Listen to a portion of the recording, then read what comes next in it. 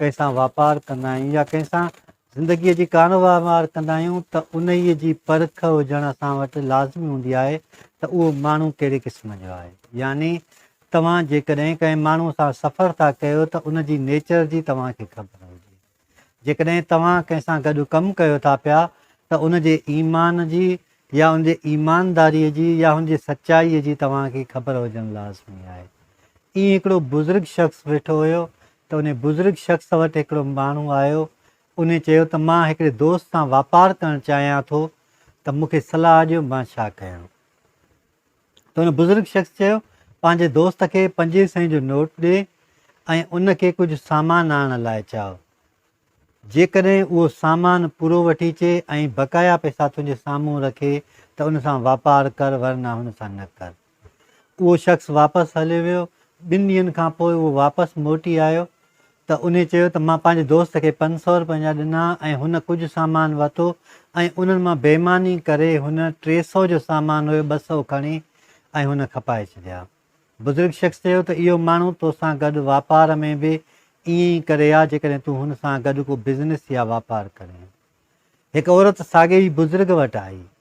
उन बुज़ुर्ग खे चयो त मां पंहिंजे धीउ जी शादी हिकिड़े छोकिरे नौजवान सां करणु चाहियां थी। मूंखे ख़बर नथी पए त उहो नौजवान मुंहिंजी धीउ जे लाइक़ु आहे बि या न। त उन बुज़ुर्ग शख़्स हुनखे चयो त तूं उन नौजवान शख़्स खे चओ त मुंहिंजी ॿी जेका धीउ आहे उहा इन खां वधीक ख़ूबसूरत आहे, तूं उन सां शादी कर त भलो आहे। जेकॾहिं हू चए त हा मां उन सां कंदुसि त पक ॼाण त हू जेको आहे सो तुंहिंजी धीउ खां हटी करे वरी ॿियो को माण्हू मिलंदो त उन सां शादी कर। त हुन औरत हुनखे जो चयो त मुंहिंजी ॿी धीउ हिकिड़ी आहे उहा ख़ूबसूरत आहे, तूं उन सां शादी कर। त हुन चयो ठीकु आहे मां उन सां शादी कयां थो। त हुन औरत हुन सां शादीअ खां इनकार करे छॾियो हुयो। यानी हर माण्हूअ खे परखण जे लाइ हिकु एंगल रखियलु हूंदी आहे, हिकिड़ो तरीक़ो रखियलु हूंदो आहे ऐं उन एंगल ते पूरो रहणु लाज़मी हूंदो आहे। जेकॾहिं तव्हां बिना सोच ऐं बिना परखण जे कंहिं बि माण्हूअ सां गॾु को धंधो करे रहिया आहियो या ज़िंदगी बसर करे रहिया आहियो त यकीन ॼाणो इहो अहिड़ो आहे जीअं अंधेरे में माण्हू कंहिं रस्ते ते सफ़रु करे पियो। यानी जेकॾहिं तव्हां अंधेरे में सफ़रु कंदा रहंदव त पक ॼाणो किथे न किथे तव्हांखे ठोकर ज़रूरु लॻंदी। हूअं बि इहो चयो वियो आहे त जंहिं बि माण्हू सां तव्हां रहियो था उन जी आदतुनि जी, उन जे अफ़ालनि जी, उन जे कमनि जी, उन जे करतूतनि जी, हुन जी हर शइ जी तव्हांखे ख़बर हुजणु लाज़मी आहे। हूअं बि इहो ॾिठो वियो आहे त जंहिं माण्हू जो सोशल सर्किल तमामु घणो हूंदो आहे उहो मशहूरु त घणो हूंदो आहे पर सचो कंहिं कंहिं सां हूंदो आहे।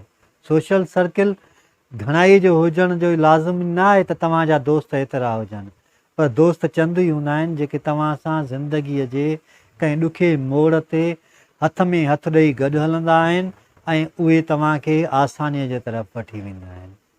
तव्हां ॾिठो हूंदो त केतिरा ई अहिड़ा माण्हू आहिनि जेके बग़ैर परख बग़ैर कंहिं सोच जे तव्हां सां गॾु हलणु चाहींदा आहिनि, पर जेकॾहिं तव्हां उनखे परखींदा न आहियो त तव्हांखे उनजी आदतुनि जी ख़बर न आहे पवंदी।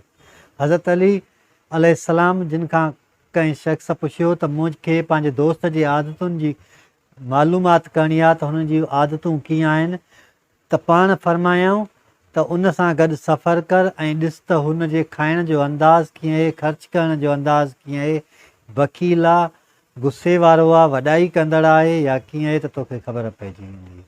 यानी जॾहिं असां कंहिंसां सफ़रु कंदा आहियूं त उन माण्हूअ जे आदतुनि जी असांखे आसानीअ सां ख़बर पइजी वेंदी आहे। परख कयो त जीअं तव्हांखे उन ई माण्हूअ मां ख़बर पइजी सघे। जीअं अटो ऐं छाण हूंदो आहे, जॾहिं छाणिबो आहे त क़ीमती शइ मथां अची वेंदी आहे ऐं छाण हेठां अची वेंदो आहे। अहिड़े नमूने सां तव्हांखे पोइ ई आसानीअ सां को सुठो दोस्त या साथी या हमसफ़र मिली वेंदो। हूअं बि जेको हीरो थींदो आहे उहो हमेशह कोयले जी खाण में मौजूदु हूंदो आहे ऐं हीरे जो मिलणु, सुठे दोस्त जो मिलणु, सुठे साथीअ जो, सुठे बिज़नेसमैन जो मिलणु या ज़िंदगी गुज़ारींदड़ वारे हमसफ़र जो मिलणु ॾाढो मुश्किल हूंदो आहे।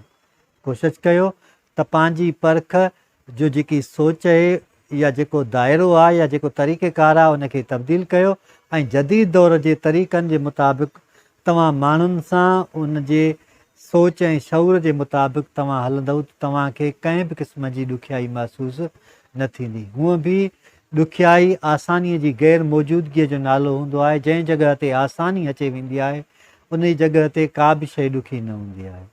मुश्किलात हमेशह उन माण्हूअ लाइ ईंदियूं आहिनि जेको उन लाइ तयारु न हूंदो आहे, पर जेको माण्हू मुश्किलात लाइ तयारु हूंदो आहे उनखे कॾहिं बि मुश्किलात साम्हूं न ईंदी आहे, छो जो हू तयारु वेठो हूंदो आहे। अहिड़ो मरहलो आयो बि त हू हुन मां आसानीअ सां पार करे वेंदो आहे या गुज़री वेंदो आहे। अलाह साईं असां सभिनी खे सिधो रस्तो ॾेखारे ऐं सिधे रस्ते ते हलण जी तौफ़ीक़ अता फ़रमाए।